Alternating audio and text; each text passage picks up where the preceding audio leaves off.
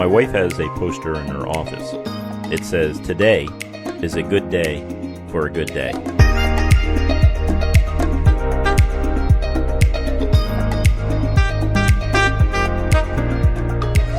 Hi, this is Jim Gibson with Jim Gibson Business Sense Podcast. Thank you for joining me today. Today is a good day for a good day in business. I've not seen the business climate so positive in my entire life as it is today on this recording on February 2019. And what I'm going to be talking about today is I'm going to talk about how I started a small business. And if you're thinking about starting a small business, then you can maybe glean some good information from my experience. But I'm going to assist you in this area. I'm going to help you. I'm going to give you some advice. I'm going to show you what I did and what worked for me and what did not work for me. Now, the first thing to let you know is I'm an owner of Nova Voice and Data Systems, and I've been in business for 29 years now. I also own CableSupply.com, and if you go on my YouTube account at CableSupply, you can see a lot of my videos, and you can see my face and hear me explain IT stuff. Now, if you're not in IT, that's okay, because a lot of the things I'm going to talk about today is not technical. I'm going to be talking about how to start a small business, what you need to do, the philosophy you need, and the practice of starting a business. Now, I have a master's degree in business administration, and no one ever taught me this. And all the courses I've taken on business, all the discussions I've had with professors, and all the books I've read, I've not seen anything that talks about how to start a small business. Now, in the last podcast, I talked about the E-Myth, and that is a fantastic book, and you should read that. If you're interested in going business, start to do some research. The E-Myth is one, and there's a lot of good business books out there that I'll be discussing during future podcasts that are really teach you a lot.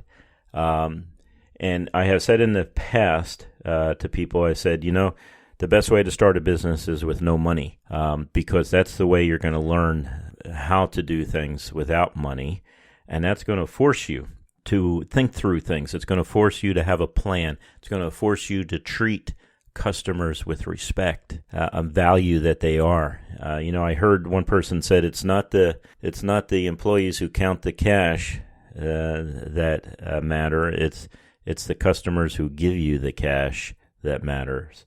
And it's not how much you make, it's how much you get to keep. That's another great quote that I've heard. So I've learned a lot over the years. I've done a lot over the years. And we're going to talk about some of my successes and some of my failures. And hopefully you can learn from them, and maybe you can use my way of starting a business as a model.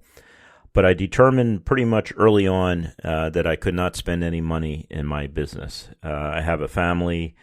I have mortgage, and I have car payments and credit card payments and just life. And I had a really good job, Burlington Air Express. I was a senior communications analyst there. I was making okay money. It wasn't great, but it was okay money. It was enough to meet all my needs, plus it was health insurance. But I did want to go in business, and it's not because somehow some people say, well, I want to go in business because I don't want a boss. Well, if you go in business for yourself, you got a lot of bosses, and they're called customers, and you better treat them right or they'll fire you. And rightfully so if you don't do exactly what you said you're going to do, and if you don't, have the success that you promised them. And if you don't price things right, you're going to go out of business also. So the first thing I decided was that I was going to start the business with no money. And probably if other people are talking about starting businesses, they're always talking about capital and things like that. I started Nova Voice and Data Systems. It turned into a multi-million-dollar company, and I did it without any of my own money. The business had to generate money on its own. And so I started out, I did not have tools besides, I had screwdrivers and wire cutters and things like that, but I didn't have what they call in the IT industry a butt set, which was a test set for voice circuits. And back in the 80s, that's how you had to put in a phone system. You needed a butt set. You also needed a tone and probe. Now, a butt set back then was $400 or $500, brand new. A tone and probe, you're talking a couple $100. And then at the same time, you not only needed those, but you needed some basic things like ladders. Ladders are really good things because if you got to, take down ceiling tiles to put the cable above the ceiling tile, you're going to have to get up there. And I didn't have that. I did have a pickup truck already. I always believe in pickup trucks. I think everyone should have a pickup truck because they're so valuable and you can do so many things with them. But I had a pickup truck, thank God. But I didn't even have a ladder. And I remember writing down as one of my goals was to buy a ladder. At any rate, I ran into a dentist who found out that I was doing work on the side, as they would say, even though I reported all my taxes and everything else properly. I got a job with him to put in one jack, and I was going to charge him $55. The only problem is I didn't have any wire, I did not have a jack, I did not have a ladder. So what happened is I had a friend that worked in the industry, and he gave me the parts that I needed to start with. And once I had $55, I paid him back what I borrowed from him. And at the same time, I went and went on different areas to find out if I could get a butt set. And I forget where I got it from, but I got a used butt set. So now I'm one step ahead. And I started getting 1 or 2 jobs a month, very slow at the beginning. Then at that point, I could get a ladder. Then I could get cable. And I remember having 1 box of cable. And if you've ever cabled a building and you only have 1 box and you got 10 cable, what they would call cable pulls, where you have 10 cables going from the data room to 10 jacks out in the office area, if you really need 5 boxes and do 5 major pulls. And this is getting too technical probably, but the idea is if you don't have enough cable, what happens is it takes longer in labor. If you don't have enough boxes of cable, individual boxes, it takes a lot longer to cable a building. So I would keep very close tabs on how much cable I had left and make sure that I ordered another box of cable in time to do the next job. And finally, I would get enough money where I could actually afford to have more than 1 box of cable at a time. So I learned a lot at that time. I learned that I had to keep track of product. I learned that I had to treat customers with a lot of respect. Maybe deep down inside I was thinking, wow, this customer's demanding too much. But at the same time, I realized that they're the ones that pay the bills, and they're the ones that allow me to get the parts that I need. And of course, I also learned that you got to keep track of not only the customers, we got to keep track of your accounts receivable, accounts payable, mileage in your truck, parts used, taxes, things like that. And we're going to talk about that later on in the podcast. So it slowly grew, and it was very slow. And pretty soon I had some ideas on how to generate more income. And one of the things I would do is I would go to the Microsoft dealers in the area, and I would find them in the Yellow Pages. Hey, you need telephones or something. Yellow Pages. That's for those who do not know what the Yellow Pages are. That was a phone book where businesses advertised. And I kind of half say this jokingly because I know there's some people out there that probably never saw Yellow Pages before. But that's where you would find, if you need a plumber or something, you'd open that up. There was no internet back then. So what I would do is I would go to the Yellow Pages, and I'd look up, computer companies, and I would find a local computer company that, let's say, had, a Microsoft dealer. And I would go and visit that computer company. It had little business cards. They weren't very expensive. And I had on there that I would do cabling. And so when I went there, I'd go in and I would talk to hopefully the owner, and I would say, do you do your own cabling? And they would say, oh, no, we don't do that. We let the customer take care of the cabling themselves. And I said, well, how about if I do this? How about if I do your cabling for you? And I give you a fixed price. I found that fixed price really worked well for these people. I said, so you can just call me up and say, I have 10 outlets I need put in this address, and I'll go out and put in the 10 outlets, and I'll do it for $35 an outlet. $35, man. Ooh.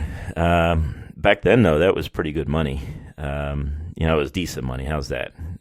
You had to leave enough money on the table for the customer, in this case, the Microsoft dealers, Microsoft partners as they call them, so they could charge their customer. So maybe they charge $55 an hour, or not an hour, $55 a drop.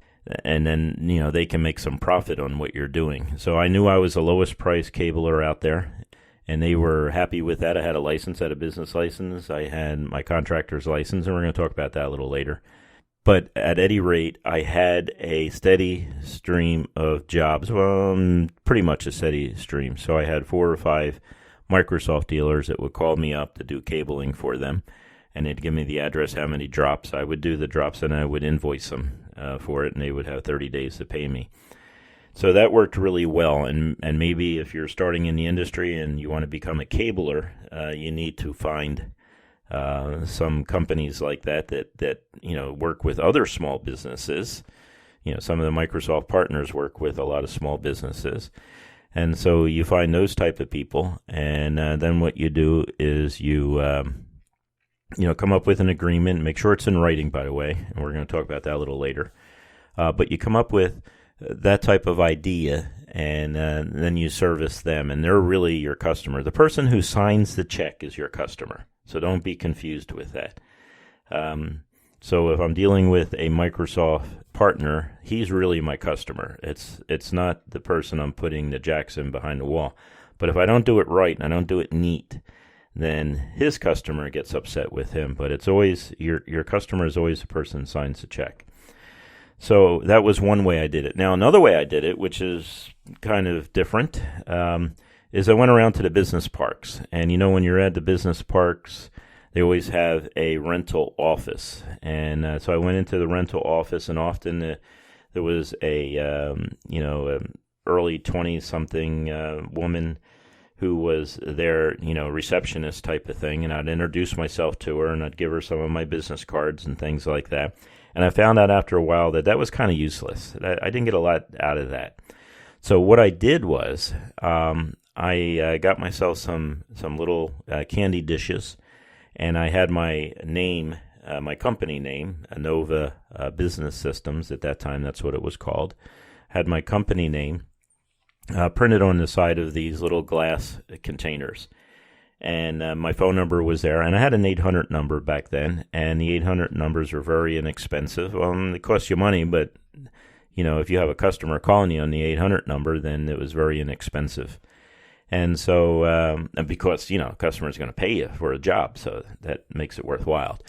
So anyway, make a long story short, I'd fill it up with Jelly Bellies. Well, on the bottom of the candy dish, I'd put a little sticker underneath there, and it would say, for free refills, call this number.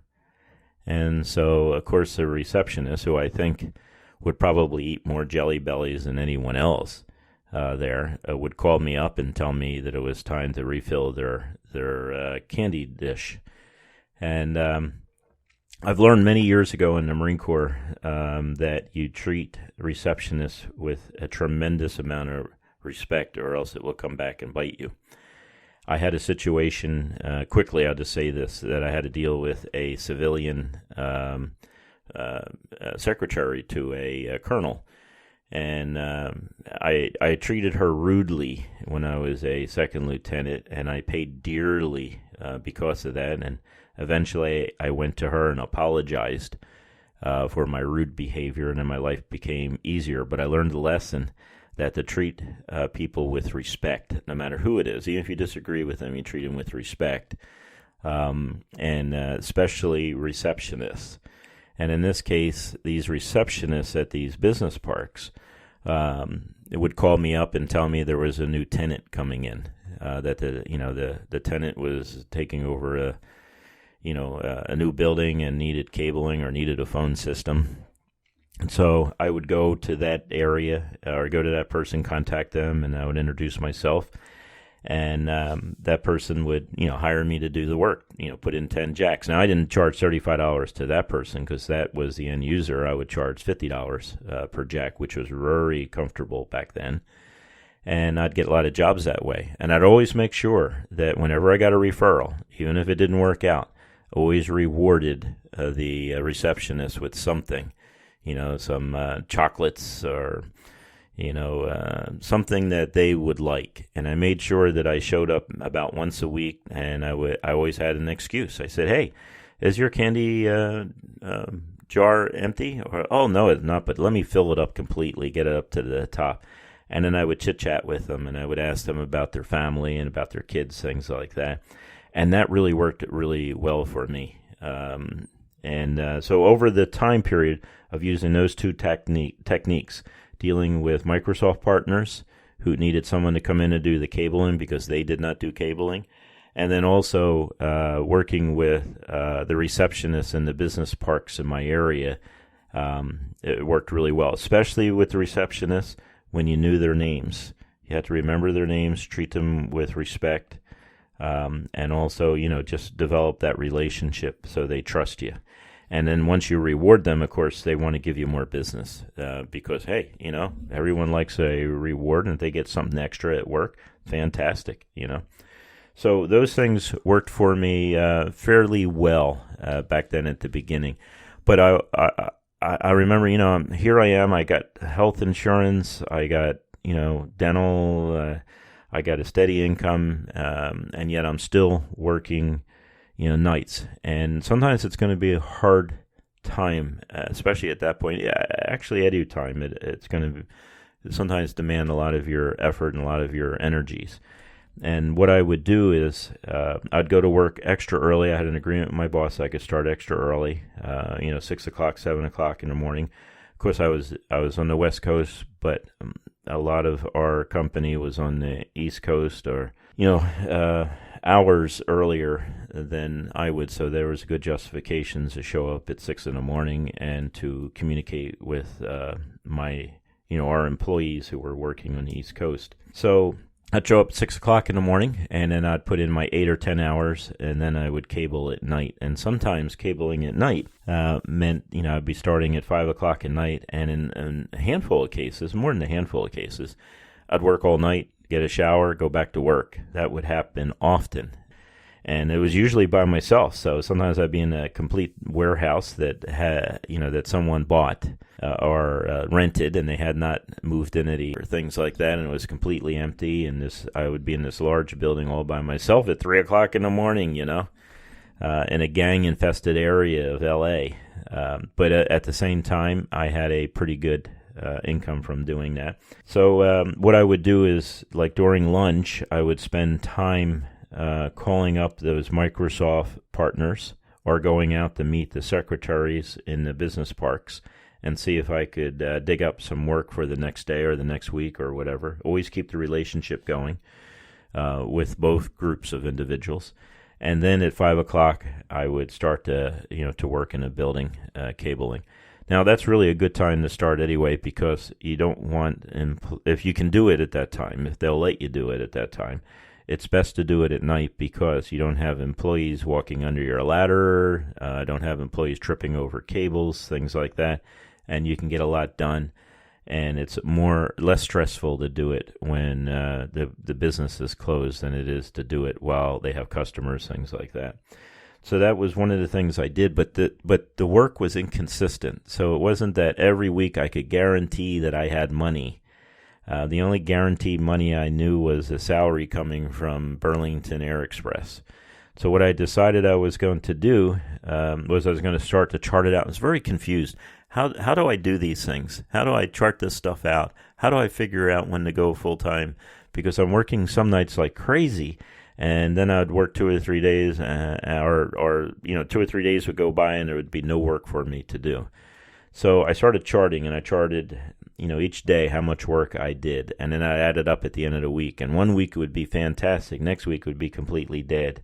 It's unpredictable, and so I said, well, what happened? I thought to myself, what happens if I look at it by the month? And the months were unpredictable. And by this time, I've been doing this for a year and a half.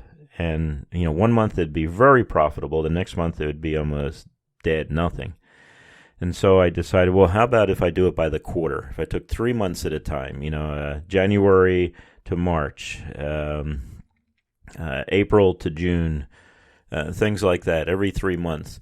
And what I noticed, there was a pattern, and the pattern was of growth, pretty good growth too. So I I could do a chart in Excel, a bar chart, and for the last year and a half, and I could put a ruler across the top of the bars, and I could project that if things stayed like it was each quarter, that at a certain time I could go into business full-time for myself.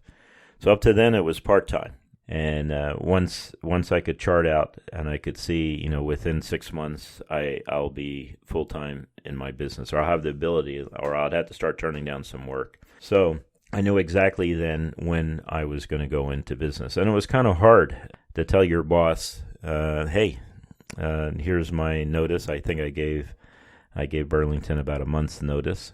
And I also told them that, after I left, if there was something there that was confusing, I'd be more than happy to talk to people on the phone or come back and explain what I was doing so they could have a good turnover. It's always good leaving a business that way. Just don't leave and, adios, you're not paying me anymore, tough luck, so bad. That doesn't work very well. It's going to come back to bite you. But if it's been a good company and they treated you well and your checks have cleared in the bank, then, you're no longer there and all. We'll treat those people with respect also. And if a 10-minute conversation or visiting for a half hour can help them out in progress in what the projects that you used to work on, well, then, do it happily with a smile on your face, because those things will go far. And it did for me, because my boss's boss left Burlington and went on to another company called AmeriQuest Mortgage, and AmeriQuest Mortgage was growing in leaps and bounds. And you know who he called? He called me. He called me to help him with his voice projects. He gave me a lot of work, and I'm always grateful to that boss of mine.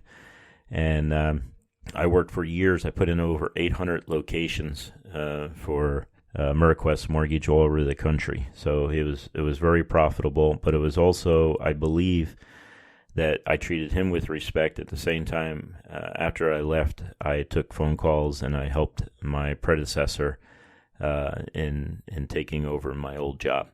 So things come back to help you, and they can also come back to hurt you. Pay attention to that. Now, some of the principles I learned in this process that turned into Noah Voice and Data was I learned about, first of all, treating people with respect, especially customers. Customers are the ones who are going to pay your bills. But I also learned that starting out small taught me a lot about managing technicians and of course I hired after, at one point I hired a couple of people and went all the way up to, I think it was like 35 people at one point. But what I learned is that when you start small, it's easier to manage mistakes, and it's just a better way to do it, in my opinion. If I had to start all over again, that's how I would start. I would start with no money and build from no money. Now, if, hey, you don't have to start exactly at the bottom. If you got a couple $100 or a couple thousand, okay, that's fine. But I think you have an advantage by starting there because your mistakes are small, and you learn from them, and you keep on going on, and then you're not going to have the problems. So that's one thing I learned. Now, the second thing I learned is I did all my research. So I knew what type of requirements from the government that were necessary. So I learned that I needed a business license. I learned I needed a contractor's license. I learned that I needed approval from the state of the pickup sales tax. I also learned that I needed a EIN number, and that's a federal identification number. I don't know why they call it employer's identification number, I'm sure. And you can get that fairly quick. You got to have one of those. It's very easy to get. It's the Social Security number for your business. And when you run a business, if it's not a proprietorship, a single owner business company type of thing, you're going to have that. Now, I just want to remind you that I am not a lawyer, and your situation might be different, and maybe the situation has changed over the years. So you really need to do your own research, and you really need to find out what's legal and what's not legal. But you're going to need all these things, and you're going to need to set them up. And so that's one of the things that I've learned, and I had that all in place before I even started. And again, I started out as a business, not as a corporation. Later, I incorporated. And so when we start talking on the next podcast, we're going to talk about incorporating. We're going to talk about how to incorporate. We're going to talk about some other things that you're going to need when you're a small business and you're just starting out. Well, just want to thank you for your time. And just remember that phrase we said at the beginning. It's a great day for a great day. And now's a great time to start a business. Thank you.